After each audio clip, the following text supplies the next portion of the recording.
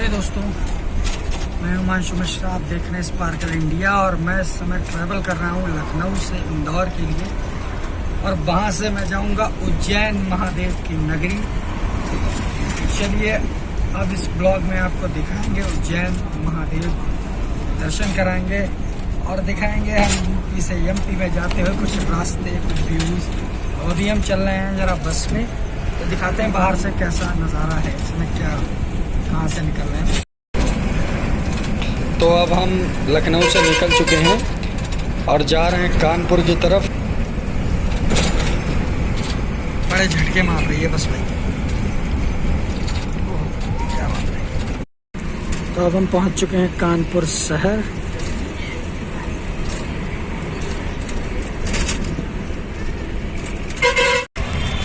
तो शाम हो चुकी है, रात, और हम लोग कानपुर से काफ़ी आगे निकल आए हैं।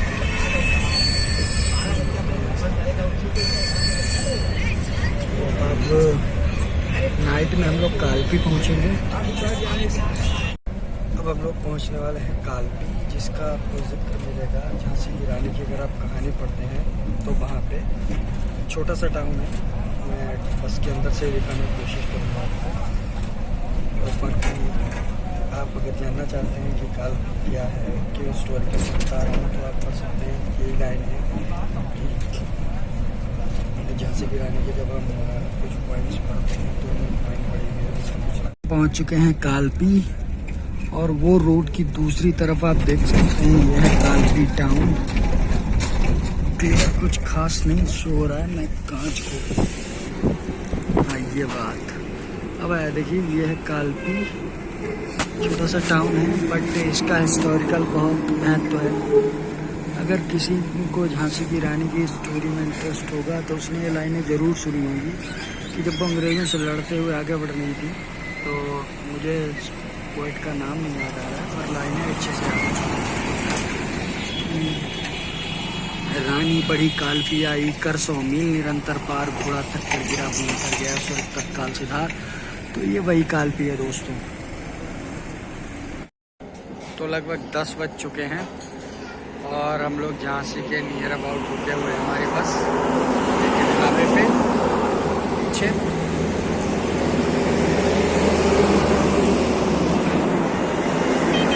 खाएंगे पिएंगे, उसके बाद आगे चलेंगे। झांसी पहुंचने वाली है हमारी बस थोड़ी देर में, मिलते हैं। तो झांसी पहुंच चुके हैं अब हम लोग। झांसी से दिए हैं चल।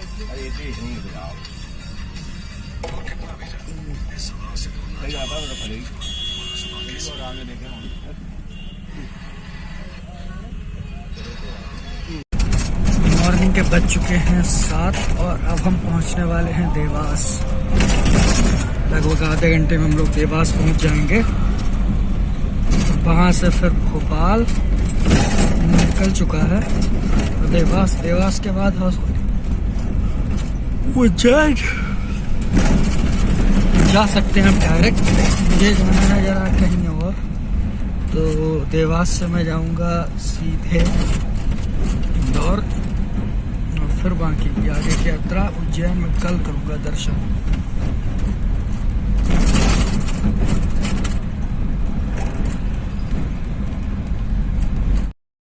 तो हम पहुंच चुके हैं इंदौर।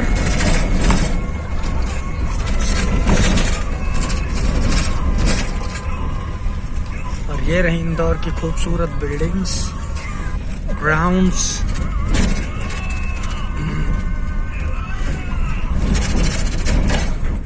तो हम पहुंच चुके हैं इंदौर और इंदौर से अब मैं जाऊंगा जहां आज रात स्टे करूंगा, क्योंकि आज उज्जैन महादेव के दर्शन नहीं करेंगे। मैं दर्शन करूंगा कल, तो कल ही आपको मंदिर दिखाऊंगा। आज तो मैं जाऊंगा बदनावर तहसील है, जहाँ से लगभग 30-40 किलोमीटर दूर है, वहाँ आज स्टे करूंगा। उसके बाद फिर कल हम चलेंगे उज्जैन की ओर बाइक से।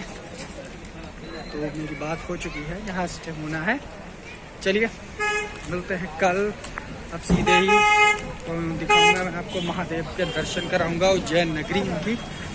बाकी इंदौर के भी कुछ बढ़िया बढ़िया नज़ारे दिखाऊंगा आपको।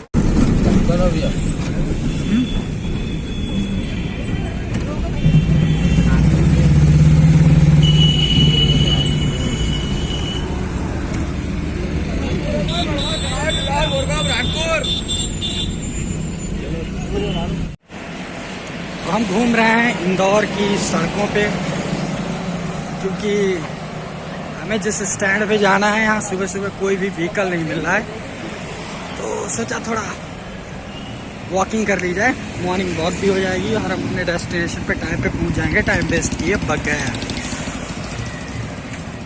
फिलहाल यहाँ एक चीज़ देखने को मिलती है जो कि यूपी के किसी बड़े शहर, इंदौर यूपी का एक बहुत बड़ा शहर है, तो लगभग अभी टाइम भी अच्छा खासा हो चुका है, यहाँ 8:30 बज चुके हैं, लेकिन भीड़ भाड़ आप देख ही सकते हैं कि बहुत नॉमिनल है।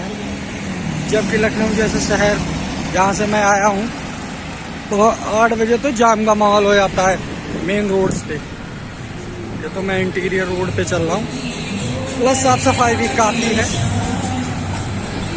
और जैसा कि यहाँ सब दिख रहा है कि पॉपुलेशन इफेक्ट। चलिए थोड़ी देर में पहुँचते हैं अपने डेस्टिनेशन पे। तो यहाँ एक चीज़ है कि मॉर्निंग में मुझे ऑटो वाले आके घेर रहे हैं और बोल रहे हैं कहाँ चलना है, कहाँ चलना है, और लगभग 3-4 किलोमीटर की दूरी केवल है, तो उसके लिए मुझसे मांग रहे हैं 150, 200, कोई 250। तो मुझे नहीं लगता कि 3-4 किलोमीटर के लिए इतना देना ठीक रहेगा, और इतना तो वॉक भी कर सकते हैं। तो अब हम वॉक कर रहे हैं, थोड़ी देर में हम पहुंच जाएंगे जहां मुझे पीछे से सूरज चमक रहा है, बढ़िया से चल रहा हूँ मैं। ओके, वाह, बहुत काफ़ी खूबसूरत है सिटी बस स्टेशन। इससे पहले मैंने इस टाइप की जो सिटी बस स्टेशन है वो या तो बठिंडा में देखी थी या फिर चंडीगढ़ में। तो आज इंदौर के सिटी बस स्टेशन पे हैं हम।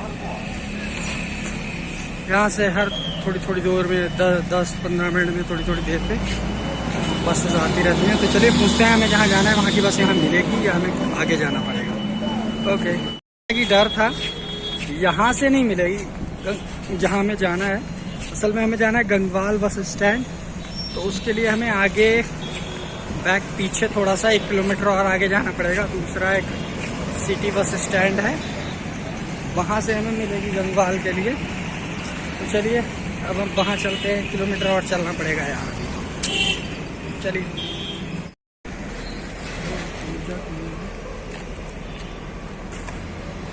वैसे इस टाइप की बस स्टैंड सर्विस यूपी में तो देखने को नहीं मिलती है, फिर लखनऊ में भी नहीं है, लेकिन होनी चाहिए।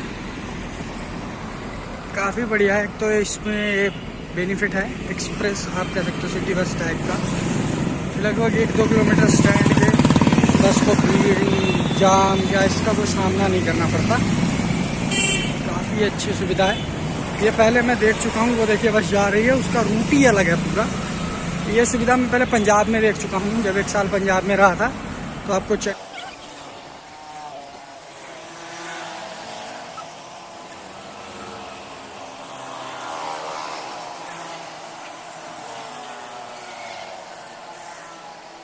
हे दोस्तों, जैसा कि हमने बताया था ना कि आज जो हम उज्जैन नहीं जा रहे हैं, हम कहीं स्टे कर रहे हैं। तो मैं धार जिले की बदनावर तहसील है वहाँ स्टे कर रहा हूँ। यहाँ पर इस चैनल के को ओनर मिस्टर दिव्यांश मिश्रा जी अपनी जॉब करते हैं, रहते हैं। यानी मैं अपने बड़े भाई के घर आया हुआ हूँ, और मुझे एक चीज़ पता चली है कि यहाँ एक 10वीं शताब्दी का मंदिर है, जिसकी वॉल से लग के मैं चल रहा हूँ इस समय। तो चलिए वो भी दिखाते हैं। मतलब एक लगभग 1000 साल पुराना मंदिर देखना तो बनता है ना, और चूँकि बंद होने वाला है तो पहले हम मंदिर ही चलते हैं। तो अब आप देखिए, मंदिर काफ़ी खूबसूरत मंदिर है और यूनिक भी। तो कुछ डिस्कस क्या है, क्योंकि लग भी रहा है ऐसा कि काफ़ी भव्य रहा होगा। अब तो कुछ पिलर विलर टूट भी गए हैं ट्री, और बाकी आप ये देखिए पिलर्स हैं यहाँ भोले भंडारी बाहर। ये देखिए कुछ, देखिए बैजनाथ महादेव मंदिर। सुनने में आया है कि ये 10वीं शताब्दी का है। ये आप पिलर देख सकते हैं, ये भी लगभग टूट गए हैं। यानी इसका मतलब इन पिलर्स को आप अंदाज़ा लगाइए कि जब ये पूरे होंगे तो कितने खूबसूरत लगते होंगे। ये चारों तरफ वो देखिए खास मूर्तियाँ, कलाकारी। ये जो कलाकारी है ये वाकई में काफ़ी पुरानी है। पत्थर को काट के मूर्तियों को तराशा जाना मतलब ज़बरदस्त। और चारों तरफ देखिए बहुत अच्छी कारीगरी है। और खासकर इन पिलर्स को देखिए जो कि ऊपर से लगभग टूट से गए हैं। मुझे लगता है ये मशाल लगाने, ये लैंप से हो सकता है ये स्तंभ हो, क्योंकि हुआ करता था कि मंदिर के प्रांगण से स्तंभ रहा करते थे।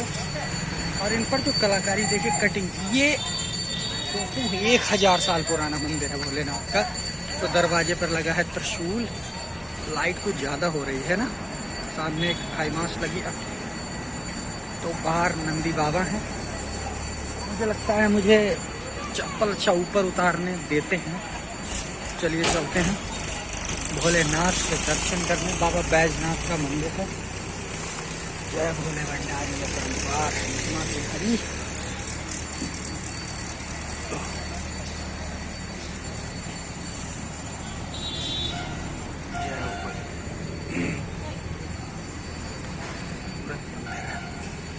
चलिए पहले मंदिर के अंदर चलते हैं।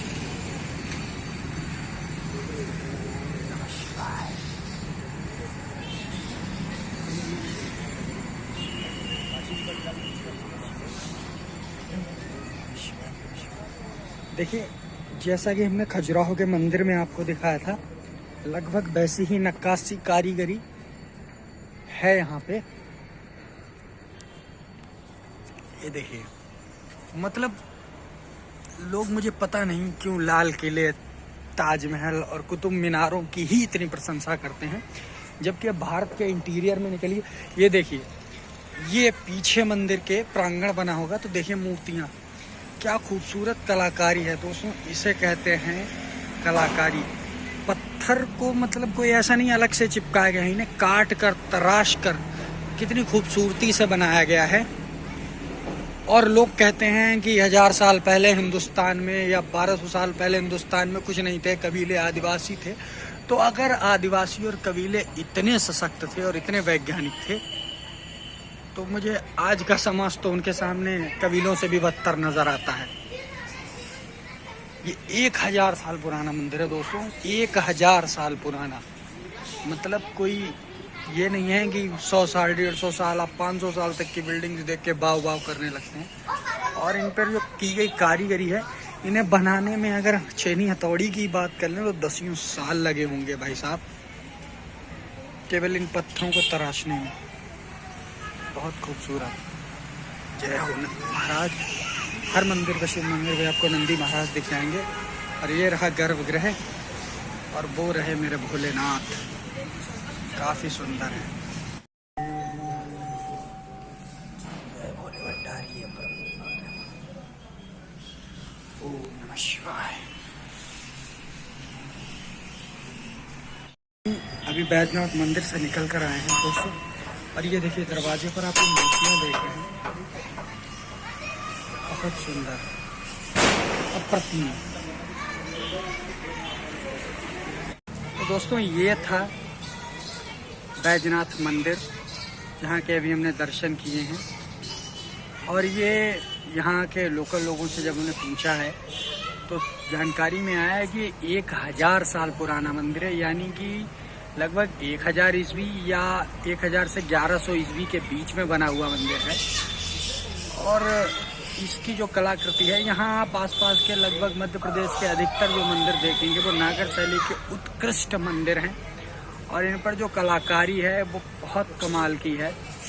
आज की मॉडर्न टेक्नोलॉजी का इस्तेमाल करके भी बमुश्किलात इतनी अच्छी टेक्नोलॉजी से इन पत्थरों को तराशा जा सकता है। और उसके बाद हम आपको एक चीज़ बता देंगे, यहाँ पत्थरों को एक दूसरे के ऊपर सेट किए गए हैं। जितने भी मंदिर हैं मैक्सिमम टाइम इनमें जोड़ नहीं है, ये पूरे पत्थर हैं। जो अभी मैं आपको पिलर के खंड दिखा रहा था जो टूट चुके हैं लगभग, वो भी ऐसा नहीं है कि टुकड़े के ऊपर टुकड़ा जैसा कि आजकल बनती है बिल्डिंग सीमेंट से जोड़ जोड़ के बनाए गए।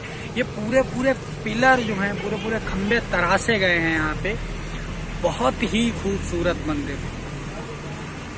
तो अभी हमने कुछ देखा है अद्भुत, अप्रतिम, उत्कृष्ट, जो भारतीय संस्कृति को, भारतीय पुरातन संस्कृति की हकीकत को बयां करता है।